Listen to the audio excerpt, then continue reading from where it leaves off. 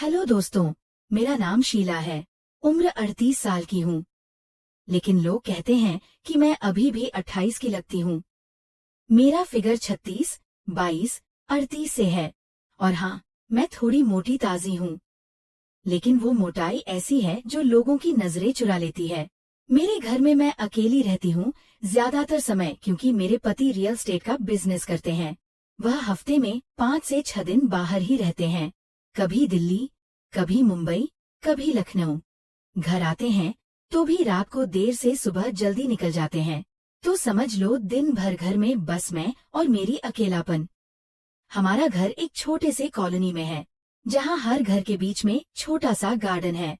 ठीक बगल वाला घर डॉक्टर साहब का है। उनका नाम अजय है।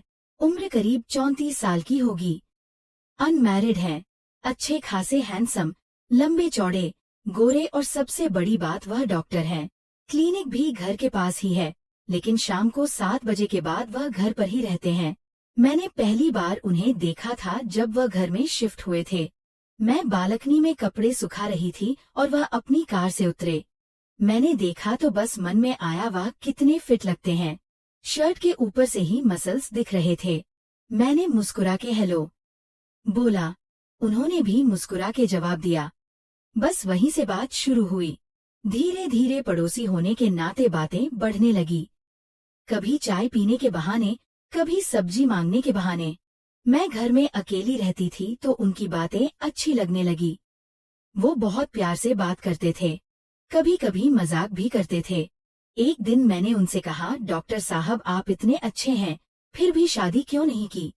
उन्होंने हंसते हुए कहा, शीला जी अभी तक सही लड़की नहीं मिली, और मिल भी जाए तो वो मुझे इतना टाइम देगी कि मैं उसकी देखभाल कर सकूं। मैंने हंस के कहा, अरे कोई तो मिल जाएगी जो आपकी देखभाल भी करेगी और आप ही उसकी करेंगे।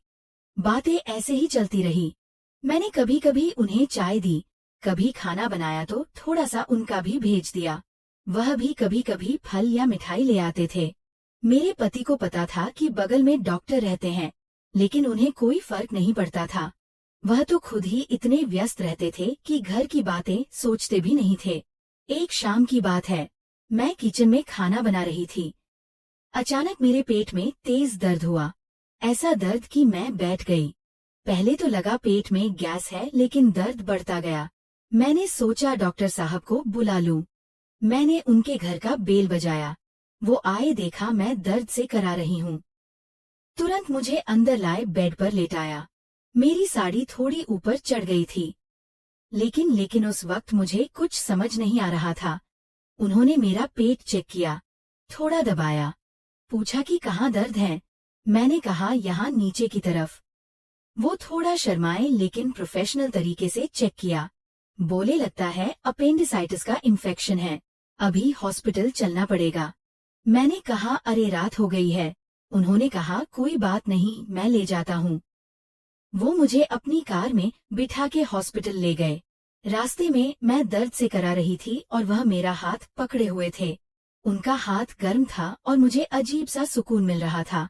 हॉस्पिटल में डॉक्टरों ने चेक किया, बोले कि ऑपरेशन करना पड़ेगा। मैं डर गई। अजय ने कहा, डरो मत, मैं सब संभाल लूंगा। मेरे पति को फोन किया, लेकिन उनका फोन स्विच ऑफ था।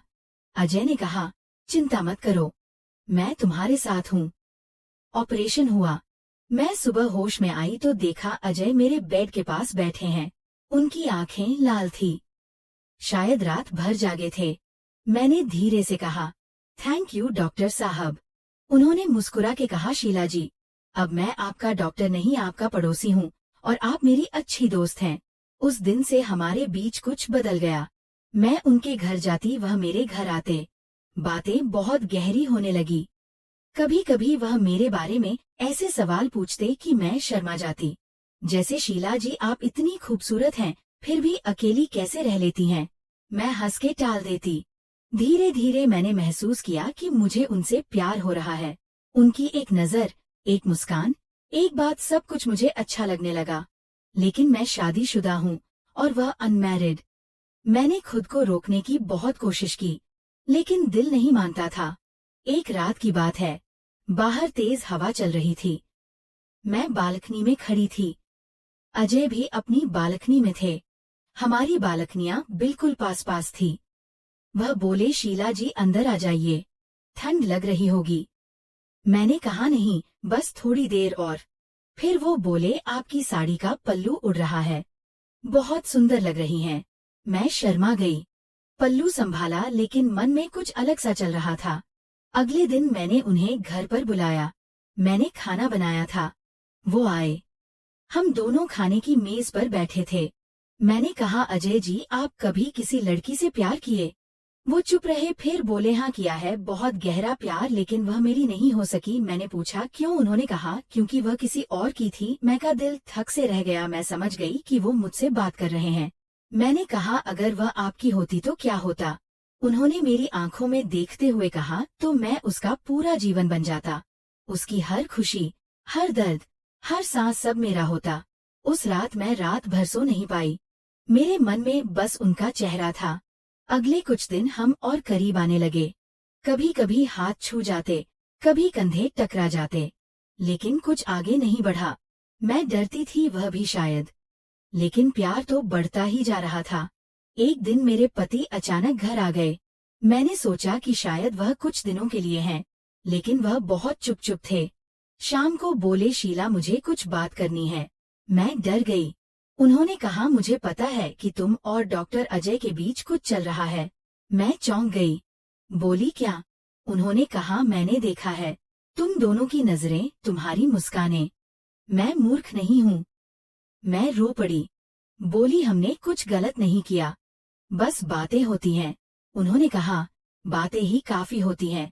मैं तुम्हें तलाक दे सकता हूँ, लेकिन मैं चाहता हूँ कि तुम अपना फैसला लो।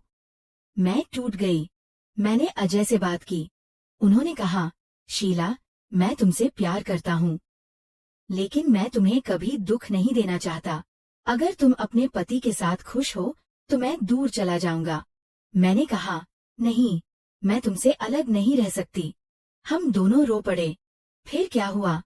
मेरे पति ने मुझे तलाक दे दिया।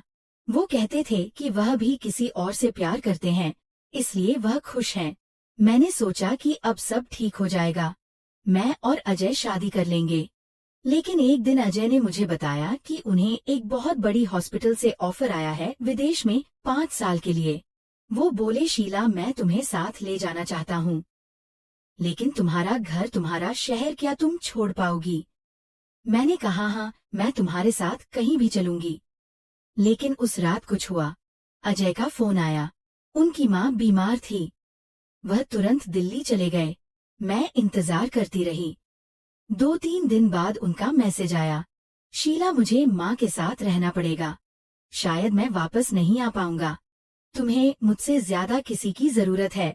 तुम्हें खुश रहना है। मेरा दिल टूट गया। मैं रोती रही। मैंने उनसे बात करने की बहुत कोशिश की, लेकिन वो फोन नहीं उठाते थे। मैं समझ गई कि वह मुझे छोड़ रहे हैं। शायद वह डर गए थे। शायद उन्हें लगा कि मैं उनकी जिंदगी में बाधा बनूंगी। मैं अकेली रह गई। लेकिन कहानी यहीं खत्म नहीं होती। 1 साल बाद मैंने सुना कि अजय की शादी हो गई है एक लड़की से जो उनकी माँ ने पसंद की थी। मैं टूट गई। मैंने सोचा कि शायद मैं कभी किसी की नहीं बन सकती। फिर एक दिन मेरे घर का बेल बजा। मैंने दरवाजा खोला तो सामने अजय खड़े थे। उनकी आंखें नम थी। उन्होंने कहा, शीला, मैं गलत था। मैंने तुम्हें छोड़ दिया, लेकिन तुम्हारे बिना जी नहीं पा रहा। मेरी शादी नहीं हुई। मैंने मना कर दिया। मैं तुम्हें वापस जाता हूँ। मैं रो पड़ी। मैंने कहा, तुमने मुझे बहुत दुख दिया। उन्होंने कहा, मैं जानता हूँ, लेकिन अब मैं तुम्हारा पूरा जीवन बनना चाहता हूँ। मैंने उन्हें गले लगा लिया। उस दिन हमने फैसला किया कि हम साथ रहेंगे, चाहे दुनिया कुछ भी कहे। और आज मैं खुश हूँ। अजय मेरे साथ हैं। हमने शादी नहीं की क्योंकि कानून की कुछ बातें हैं, लेकिन हम एक दूसरे के हैं। मैं अब भी वही शीला हूँ, लेकिन अब अकेली नहीं हूँ। तो दोस्तों, ये थी मेरी कहानी। थोड़ा प्यार, थोड़ा दर्द, थोड़ा सस्पेंस और आखिर में बहुत सारा सुकून। अगर आपको अच्छी लगी तो बताना। और हाँ, कभी कभी जिंदगी में जो लगता है वो होता नहीं, और जो होता है वो